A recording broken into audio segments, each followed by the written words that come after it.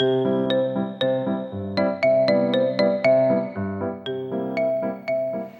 语文千万字，逐工要和大家做伙来捌一字。疫情这段时间，大家拢爱特别注意家己身体变化。今仔日要甲大家小解这一字，咱做伙来看到这个就是体，身体体。读做体，这是文音，体就是外在身躯，也有内底体质，咱讲身体。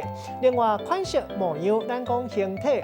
若某一款的风格，咱讲字体文体。根据外形来判断，咱讲体面体统。凡事体人想，咱讲是体贴体谅。这里鼻音读做体，像讲洗性地，咱讲洗体。带大家做伙来小解两个词。头一个读做形体，照古早的意思是专门讲女性用形容的话来骂人。当然，即马现代社会男女平等，无分查甫查某。若是甲人闹开，互人歹看，咱拢讲形体。第二个词读做体贴，代表讲甲人骂甲无一块好。咱用一句话来举例，甲这两个词夹做伙。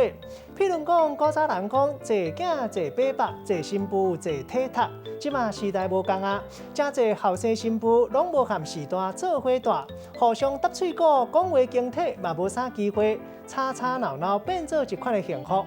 今仔日小解这一字体，这是文音，另外鼻音读做体，提供予大家参考。